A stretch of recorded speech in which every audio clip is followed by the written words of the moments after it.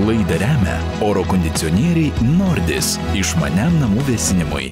Sveiki visi, čia laida Aš ralistas ir šiandien kalbam apie labai juodą ralį lietuviško ralio istorijoje.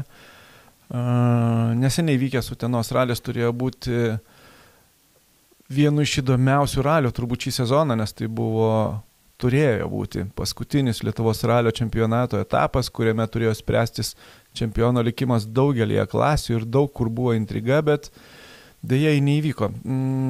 Nerodėme apžvalgos dėl tų tragiškų įvykių, tačiau apžvelgti visą tai ir pasvarstyti, kas vis dėlto buvo, kaip viskas vystėsi ir ko laukti ateityje. Iš ralio vis tiek sugalvojom pakalbėti su Giedrium Notkum. Labadiena, labas Ramūnai. Sveikas, Giedriu. Tikrai buvo lauktas ralis, labai ruoštasi tiek iš organizatorių pusės jam, tiek ir mūsų ekipažo ir kitų lenktynininkų. Visi laukiam, kadangi paskutinis ralio etapas, čempionato etapas, kuris turi netgi koeficientą padidintą ir visi kažkokių turėjo ambicijų ir rezultato ir tikrai labai gaila, kad atsitiko ta nelaimė, ta tragedija, bet yra kaip yra.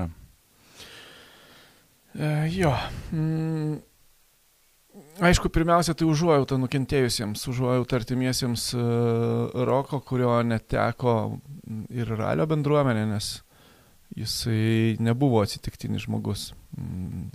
Jo, aš irgi, kiek man teko kalbėti, tai jisai dalyvavęs nemažai varžybų ir 1000 km lenktynių, ir ralio lenktynių. Ir labai, sakė, geras vaikinas, stropus, darbštus, tai netekame, dar netgi galim sakyti, vieną savo nario iš automobilių sporto.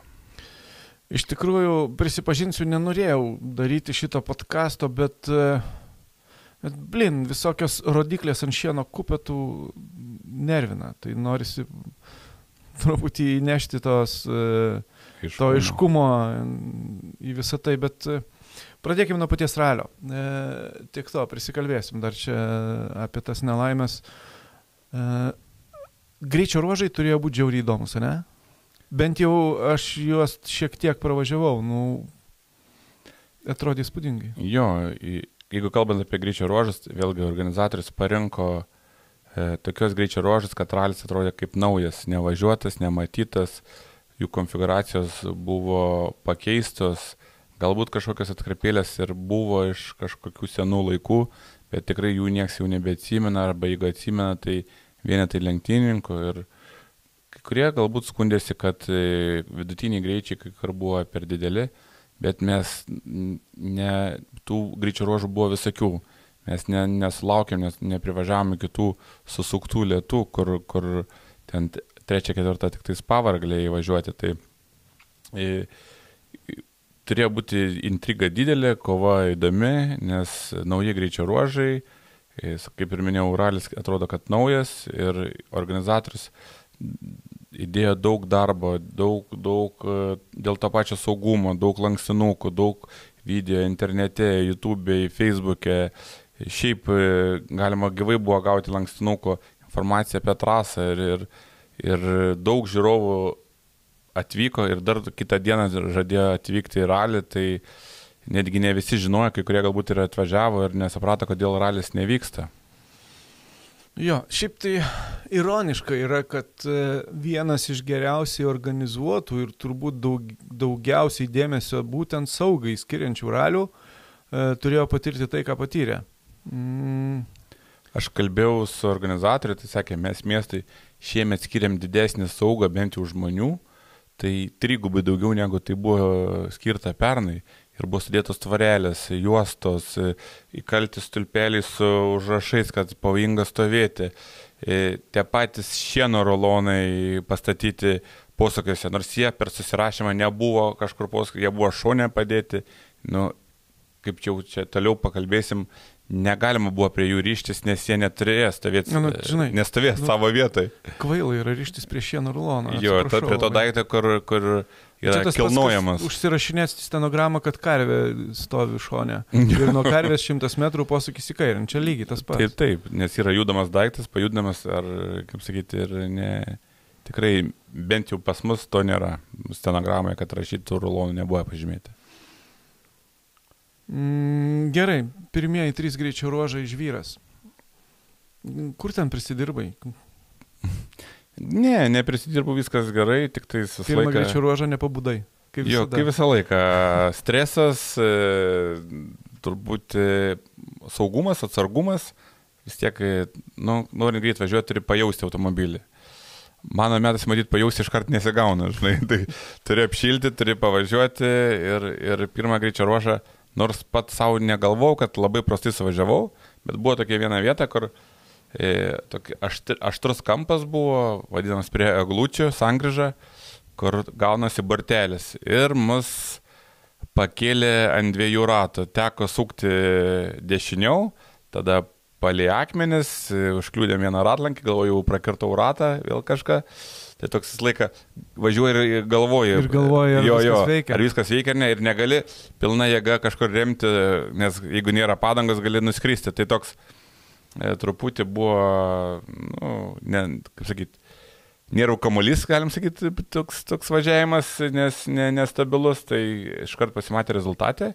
Net Blumsas su Mitsubishi mums tame greičio ruože įvežė beveik sekundę. Blumsas turėjo Mitsubishi, kurio visa nauja pakaba, Mindaugo Varžos pakaba, ir jisai buvo vienas iš, sakyčiau, pretendentų į labai aukštą vietą. Bet... Jo, pirmas greičio ruožas ir parodė, kad jisai buvo 5-tukė ir mes stovėjome po jo, tai matosi, kad jis buvo nusteikęs labai kovingai. Antras greičio ruožas ir vėl 5 sekundės gavai. Kas ten? Aš visą laiką lygiuojasi į Lietuvos čempionatą, tai žiūriu, kiek nuo Vlado gaunu. Okay, tai tada normaliai. Jo, nes vėlgi, Egonas Kauras važiuoja su proto automobiliu, pas jį šiek tiek galingesnis automobilis. Ir šiek tiek didesnė pakabos eiga, ne? Jo, tai ir su šiek tiek patirties daugiau turinčių vairuotojų.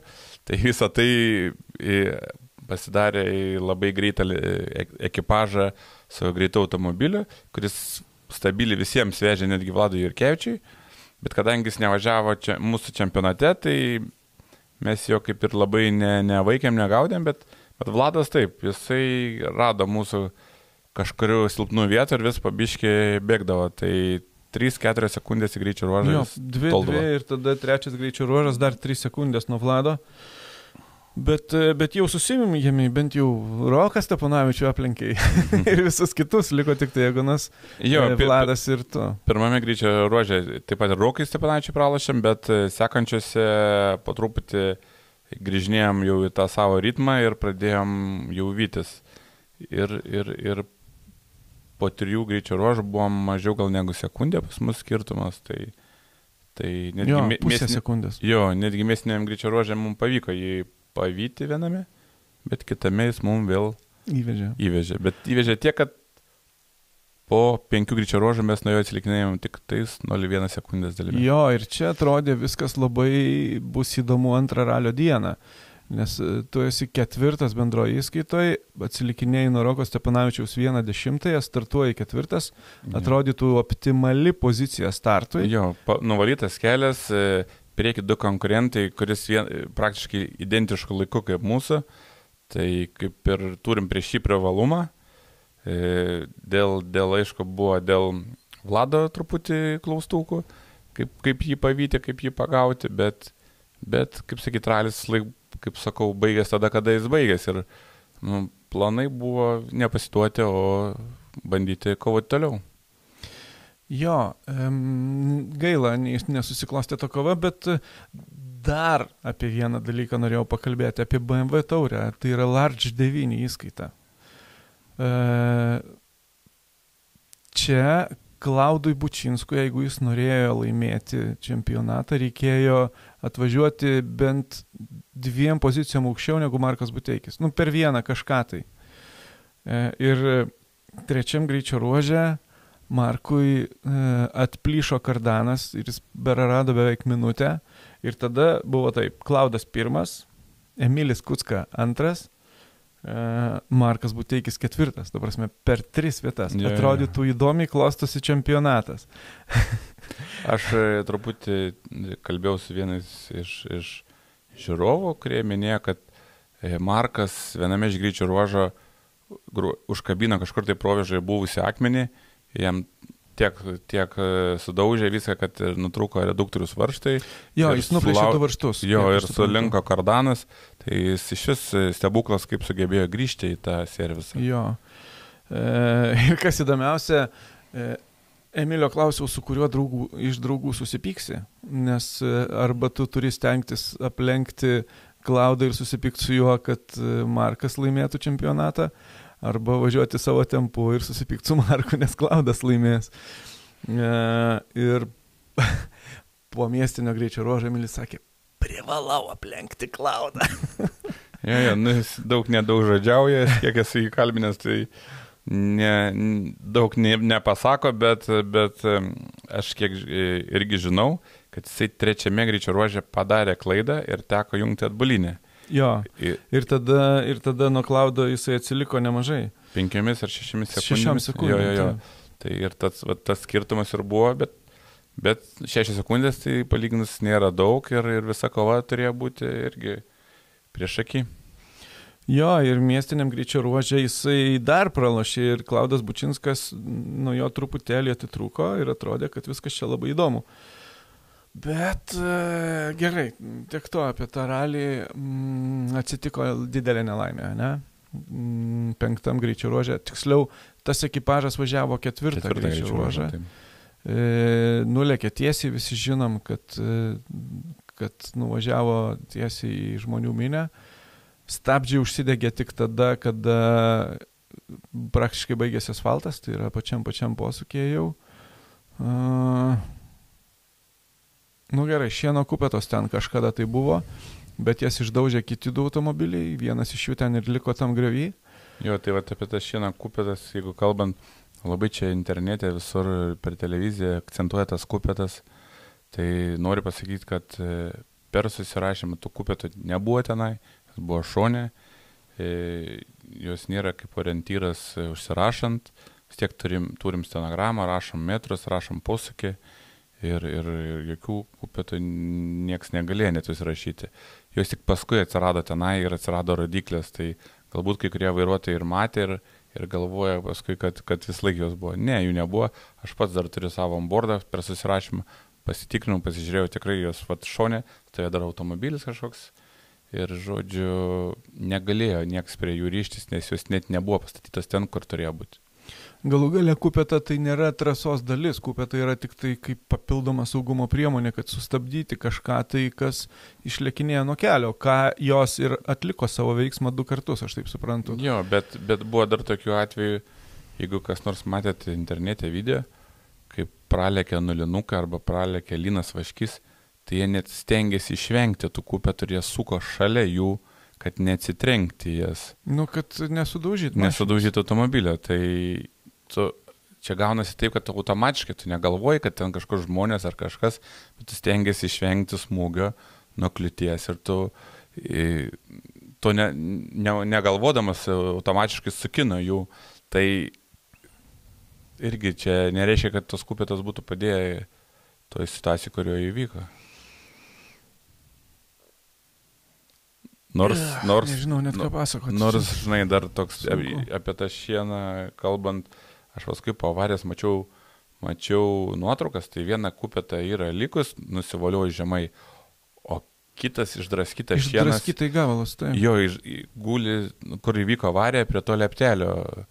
Tai gali būti, kad ta kupeta parėdėjo žemai ir tas automobilis vis tiek ją užkabino, krysdamas ir tą kupetą ištaškė jo ir manau, kad jinai vis tiek kažkokį tai savo pristabdymą galbūt netgi atliko. O kalbant apie žmonės ten, tai aišku, tai yra posūkio išorė po ilgos 200 metrų tiesiosios tiesiai, tai bet kokiu atveju, ten žmonės absoliučiai neturėjo būti. Jau labiau, kad ten yra pakankamai žemesnė vieta, aš suprantu, kad ten yra takelis. Važiuojant nesimato iš tikrųjų, jeigu atvažiuoji, tai aš net nemačiau irgi tų žmonių, nes jis gaunas gan aukštai kelias, o pačioje tas takelis eina žemyn, tai turiu jau specialiai žiūrėti ir ieškoti, kur tie žmonės, nes aš vis laik važiuojant žiūriu į kelią, tai net jų ir nemačiau iš tikrųjų. Tai ką norėjau pasakyti, kad, ta prasme, ten nebuvo žiūrovai kaip žiūrovai stebintys ralį, aš taip suprantu. Ta prasme, arba ten buvo net atsitiktiniai žmonės, arba žmonės, kurie ėjo pro šalį. Bet iš tos vietos stebėti ralį yra ne tik nesaugu, bet ir nesimato nieko. Ten vėlgi iš kažkokių kalbų prieš tai nuvažiavo kitas automobilis BMW, nuslydo. Ten teisėjai kažkurie bandė jį ten kažkaip patraukti, pastumti, kad iš šoną. Vėlgi sauga nebuvo galbūt visa toje vietoje, kur turėtų saugoti trasą, galbūt kažkas užlindo už juostų. Dabar aišku, čia mes galim spėlioti, kaip ten buvo, bet lengvas chaosas buvo. Bet dar kitas dalykas, kadangi tas automobilis, kuris prieš tai nulėkė, jis buvo berods 69 liktais numeris ir tai 6 automobiliai prieš įvykstant avariją, tai esu matęs video, kur stovi padėtas trikampio ženklas, kad yra sustojęs automobilis ir iš kalbų girdėjau, kad kažkas rodė, kad ramiau, kad nelėk, nes yra mašina šalia. Mašina, tai vis tiek išėjęs šturmanas turi rodyti ar kažką, tai po avarijos, jeigu automobilis yra kažkur tai šalia trasos. Tai dar vienas toks klausimas, ar vairuotojas matė, ar nematė, dabar čia sunku mums spėlioti, bet irgi labai daug tokių klaustukų. 6 automobiliai iki jo, tai reiškia apie 12 minučių, nes jie ten karuselę važiavo. Tai aišku, tai viskas buvo dar virė prie tos mašinos, kad važiavo kita. Tai gali būti, kad ir tie žiūrovai dar būriavosi dėl to, kad ten ta mašina buvo greviai. Tai kažkoks tai chaosas ten truputį vis tiek buvo dėl to įvykio. Ir vėlgi, žiūrint žiūrovo pusės, visą laiką, kai kažkoks automobilis nulėkė, gaunasi kaip traukos objektas kitiems žiūrovams ateiti, pažiūrėti, kas čia įvyko. Jo lab, kad jis ten, aš taip suprantu, tiesiog sėdo, nes ten yra labai kažkoks minkštas gruntas ir jis užklimpo. Ten tokia kaip pelkė, gal kažkas toks šlapia žolė, ten jį bandė išstumti, bet jis ten užklimpo ir liko ten stovėti. Tai, iš tikrųjų, buvo truputį tokių neaiškių momentų.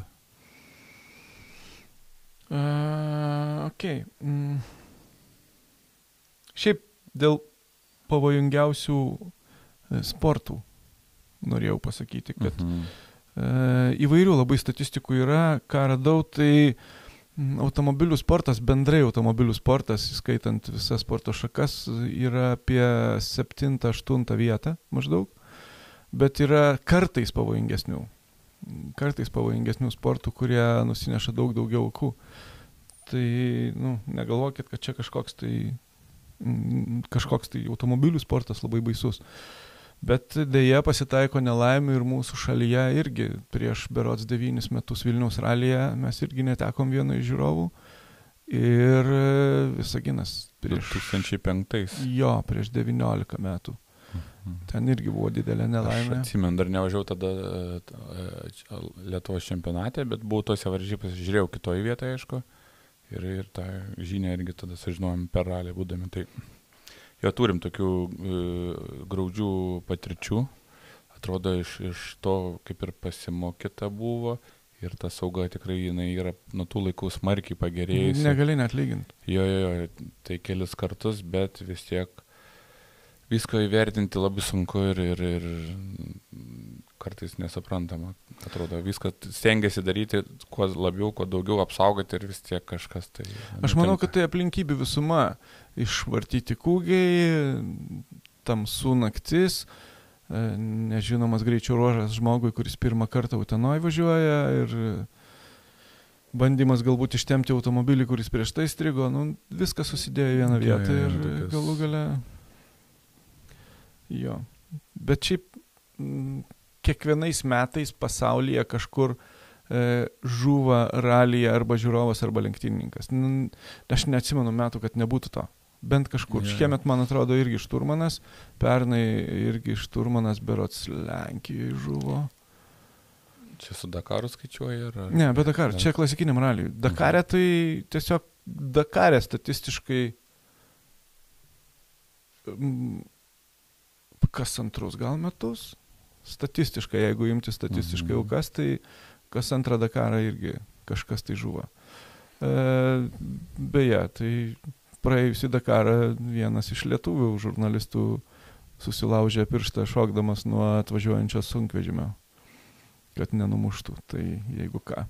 Jo, tai buvo ir per kopą šokančių automobilių, kur šoko. Taip, pernaigi irgi pravažiavo per kojas vienam iš žiūrovų, kuris stovėjo už kopos, bandė nufotografuoti ar nufilmuoti labai gražiai mašiną, kas yra. Jo, atrodo, dyguma didelė, plati, bet vis tiek... Nu, bet žinai, rally reidai iš vis mes negalim lyginti, ten niekas neužtverinėja kelių, ten tu važiuoji tiesiog atviroje vietovėje. Pačios saugos praktiškai nulis ten. Nei kiek, nėra. Tai taip ir... Čia tai stovi ir žmonės, teisėjai, kurie vaiko. Ir juostos yra. Juostos, aptvertos trasos, jo, tvarelės ir važiuoja safety carai, kurie saugos automobiliai, kurie per mikrofonus dar visiems pasako, nestovėkite pavojingas vietas, čia negalima ir panašiai. Tai. Ir jeigu stovi, jiegi pasako, kad ten pasitraukit toliau, arba čia negali stovėti ir panašiai. Bet esu pats matęs daug kartų, kai pravažiuoja saugos automobilis, visi pasitraukė, nuvažiavo automobilis, visi grįžo į tą pačią vietą. Na. Arba apsauginis nuvaiko, jie nueina, apsauginis grįžta atgal į savo darbo vietą ir jie visi grįžta. Tai to padaryti fiziškai neįmanoma, jeigu žmonės patys nereaguoja. Plus nepamirškim, kad tai yra naktis ir tu nematai, tiesiog galbūt fiziškai nematai žmonių, kurie stovi nelistino vietoj. Ja, ir plus dar, žinai, tai esu žiūrėjęs ne vieną ralį, galbūt yra tų atvejų, kur pats ne vis laik saugis, bet kai atvažiuoja į tave automobilis su šviesom, tu net nesupranti, kokio jisai artumo yra, nes jis tave akina. Taip. Ir tas šviesas šviečia ir tu nieko nematai. Tu visai nesiorientuoji. Jo, tik nusukus jam gali suprasti, ar jis ten nusuko, ar sustojo, ar ne. Tai jo. Kas laukia lietuviško ralio? Dabar laukia sunkus metas, visi labai bendruomenės susijėmus, renka lėšas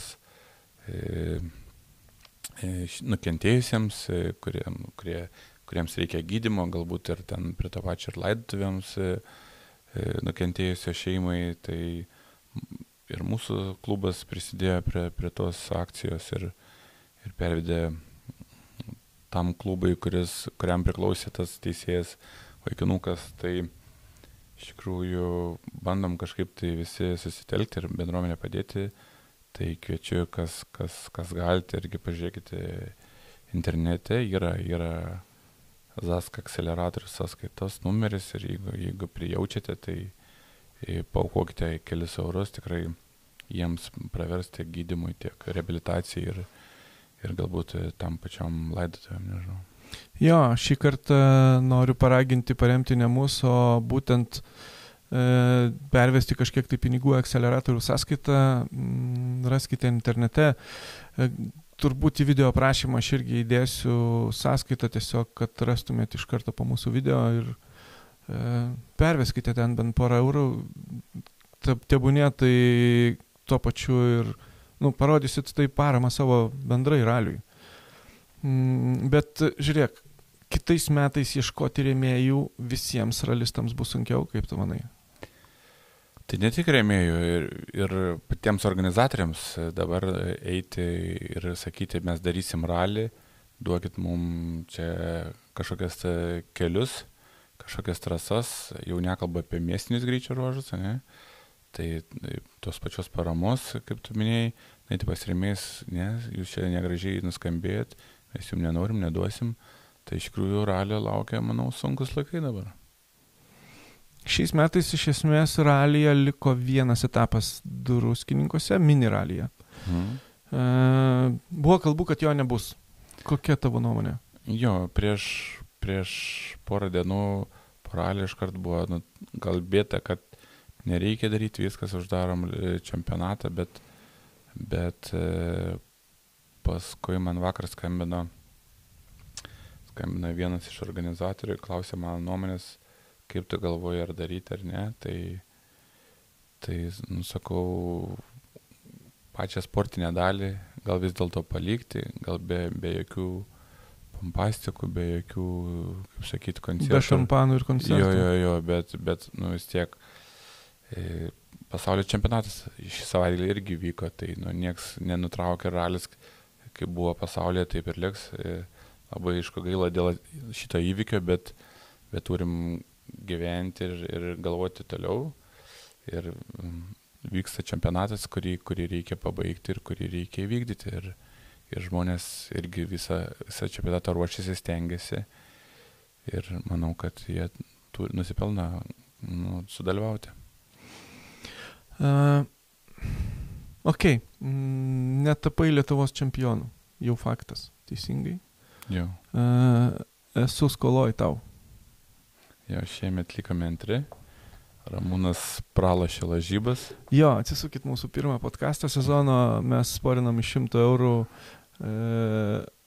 Giedrius sakė, kad laimės Vladas, tai sveikinu jį, aš sakiau, kad Giedrius tai va skola.